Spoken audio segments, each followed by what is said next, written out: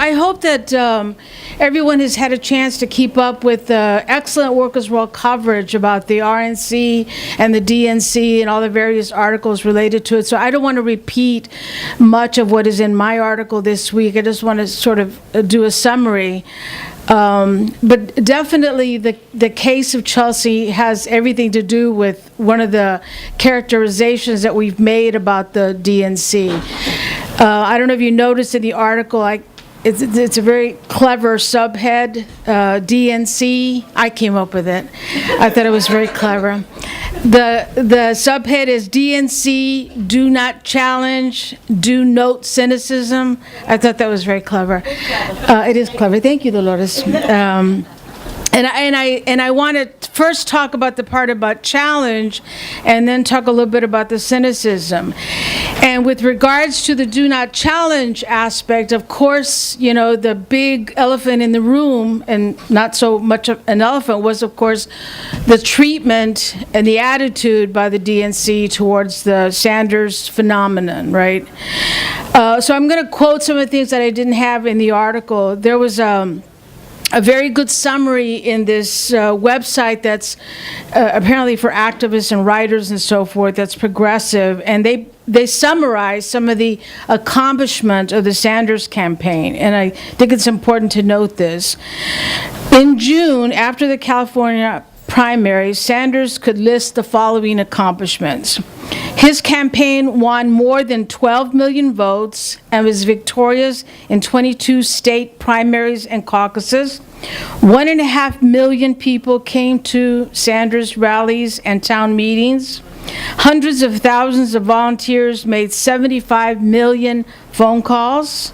74,000 meetings were held throughout the country, and 2.5 million people made individual campaign contributions of donations averaging $27 each.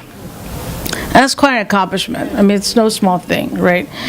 And it really shows how popular the Sanders campaign was, and how, you know, what we've been saying, how the economic crisis that is so deep and so critical and so dire in this country has fueled a very progressive change in this country, where there is this element that is very anti-rich and anti-Wall Street, and you can see this by the Sanders phenomena. To watch the Democratic National Convention, you would think that, you know, everything is really great. The U.S. has made big progress, and, you know, Obama, which we still have to be very careful in attacking Obama as the first black president and not be strident about it, but we definitely can point out that the Obama administration, even though the DNC tried to make it as if, you know, things have been turned around, the reality is 1,000% different than what they were talking about. So DNC definitely means do not challenge, and these are some of the things that the Sanders grouping had to endure, because at the end of the day, despite these millions of phone calls, despite, I mean, what the turnout of 1.5 million people at his rallies, that's phenomenal. That's huge. That never made the media the way Trump has made the media. That never was covered at all. They'd gloss it over, they'd pan to it once in a while, but they never showed the huge crowds that came out for Sanders. And when the WikiLeaks, and thank goodness for WikiLeaks, and thank goodness for people like Chelsea, who, you know, go above the call of duty and sacrifice so much to expose the truth. And right before the DNC started, it was exposed that the DNC, the Democratic National Committee, had officially done everything to sabotage the Sanders campaign. And Wasserman Schultz took the scapegoat. She was the scapegoat for it. But you know that anything that happens within the Democratic National Committee, everybody knows, and whether they protected, quote unquote, protected Obama or Rodham Clinton without giving them the information, you know damn well that they knew what was going on. All the big wigs were part and parcel of this sabotage on the Sanders campaign. Other things that they did was after a day or two, the security officials were confiscating all the placards that were raised during the first couple of days of the convention that raised anti-TPP slogans. There was a strong momentum within the convention of the Sanders supporter, and I'm sure others that were against the TPP, which was a critical discussion, right? But after a couple of days, those placards that were pushing Sanders were confiscated. I mean, democracy in action, right, for all these young people.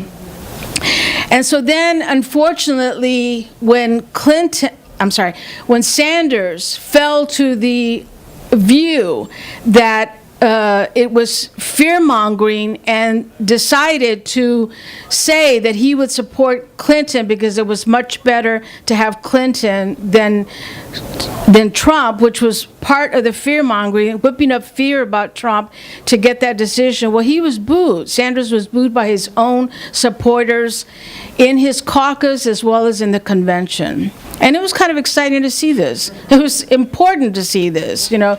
It was important to see, it sort of reminded me of '72 when I thought the Democrats were, you know, maybe could help. You know, I never thought they could be that helpful, but I thought maybe they could help.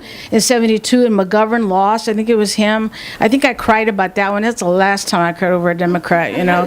But it sort of reminded me about that, you know, like you have some sort of hope and experience and expectation. And these young people were really sold out when they realized that the political revolution, at least from Sanders' point of view, had come full circle back into the Democratic Party. It was certainly a blow. And you could see people angry and crying and shaking. When they put the camera on Susan Sarandon, it was kind of cool. She was going like, oh no. It was really important. And you know, a lot of noted celebrities, this is just trivia, you know, because, you know, it's more important to know what the workers are thinking, but it's trivia, that Susan Sarandon and Margot Kidder actually wrote a scathing attack on the Democratic Party from an anti-war perspective. And the anti-war sentiment was definitely at the convention. When Leon Panetta, I forget his title, Sarah, help me. Leon Panetta's, head of the CIA. When he spoke, there was all these chants, no more war, no more drones, within the convention. You know, it was like wonderful. And it reminds us that oftentimes members of the Democratic Party, you know, the base, the social base, is often at many of the actions that are in the streets, you know, that you will see them at rallies to raise the minimum wage, anti-war, and so forth. And they were visible and vocal during the Democratic National Convention.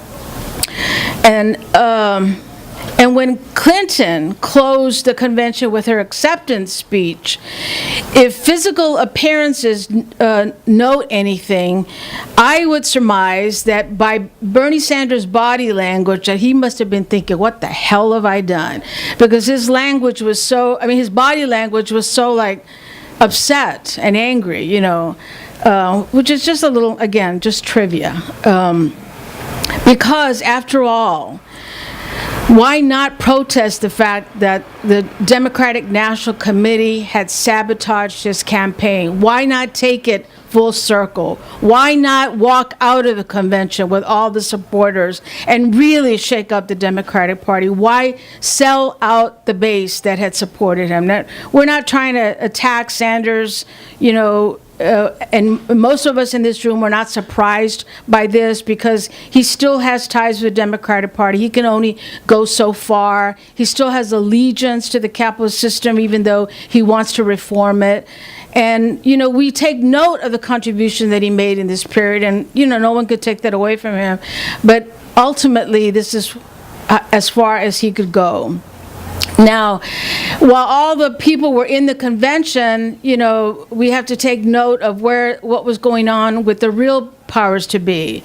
You know, workers, union members, the LGBTQ community, women, you know, I'd never seen so many people of color especially paraded out on the podium, that was something. And that's where the cynicism comes in, like the exploitation and the use and the manipulation of our issues and our fears and our oppressions to take that, to bring forward the Gold Star family and not question, well, why are you making Gold Star families? Why are you having people die in Afghanistan? Why has this war been going on 15 years and creating these conditions? The anti-war sentiment in the room was ignored, and instead the sentiment was to rally behind this Gold Star family. And of course we feel our pain, the parents who lose their children there, but that pain is going to continue until you break with the Democratic Party and you break with those that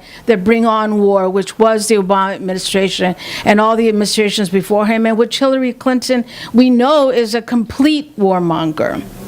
So all these sentiments are in the convention, but at the hotels, that was something else altogether.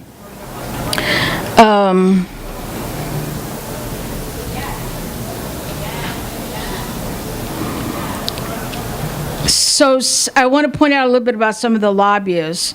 We know that they were at the lavish bars and they were at the hotel rooms that, are probably so expensive we couldn't pay for 10 minutes there. And they must have been laughing at the, little people, the union members and the workers that were in the convention. But like Mike said, one day their day will come, and we'll make sure of that, and they won't be laughing so much when we take over society and we have them clean those hotel rooms for a living. That's what we want to do, And to point out some of the further lobbyists that were there, Uber, the heads of Uber, which of course is, a manipulation of the precarious situation for workers and making it glorified and making it sound as if being an Uber driver is the coolest, hippest thing that you can do, when in reality you come out making like $13 an hour and there's no benefits or anything, and who drives this kind of ideology if it isn't those that are making tons of money from the lobbying and so forth. The Time magazine had this great article about how the Democratic Party committee has reversed what the Obama administration set out just 8 years ago. And whereas under Obama it was harder to donate from the lobbyists to the DNC, Hillary Rodham Clinton and the Clinton machinery and the current DNC overturned that, so the lobbyists were like having a field day at the DNC. There was a lawsuit filed to try to get to find out how much the lobbyists paid to put this convention together, and the DNC ignored that legal precedent. So it's sort of like another example of how they're kind of like in your face to the supporters of Bernie Sanders. One of his platforms, Sanders' platform, had been, campaign reform, and Hillary Clinton and her machinery has already overturned this already. I mean, it's like, Sanders is not even cold in his grave yet, So I want to address the cynicism part of this. As I said, I'd never seen so many people of color on TV like we did, during the DNC. There was African Americans and Muslims and lots of Latinos, a lot of Latino elected officials speaking Spanish.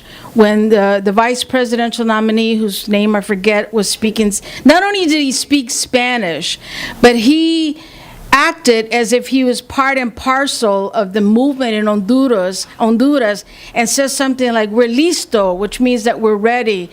And I mean, thanks to him and his ilk and Hillary Rodham Clinton, there are at least 10,000 people dead in Honduras today. So for him to usurp our language and our struggle like that was so offensive, incredibly offensive. Eva Longoria, love her. She's funny. She's Chicana. She's from South Texas, like me. She studied Chicano studies at UCLA, which is kind of interesting.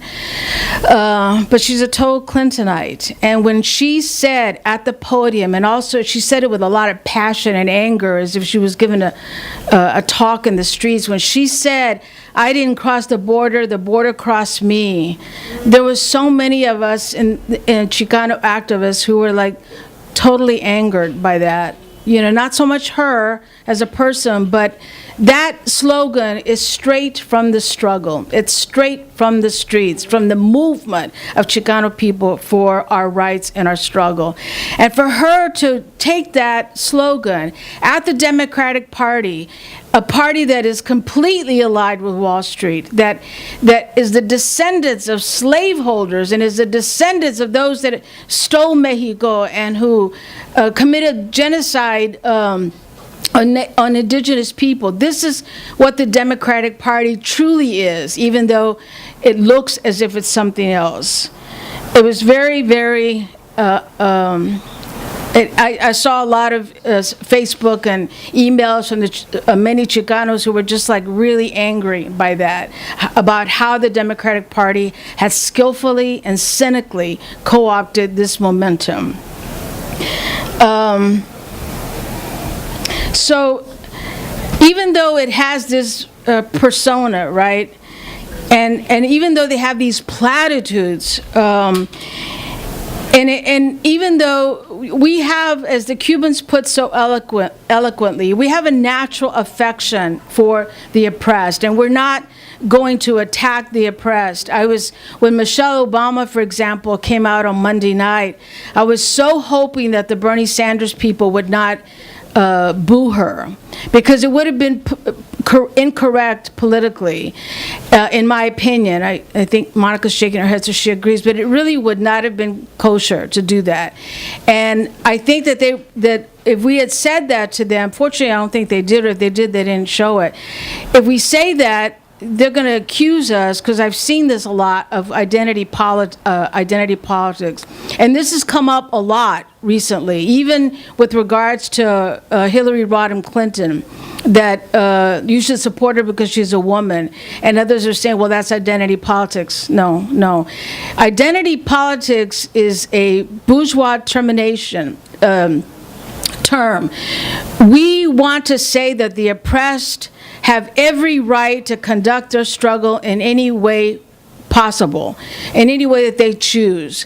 And not booing Michelle Obama is not because we don't understand the role that the Obamas are playing in this moment. It's just a courtesy. And only a Trump-like person or a Koch brother would not, their heartstrings could not have been pulled when she said what she said. And I want to quote it, because I was moved by it. It was very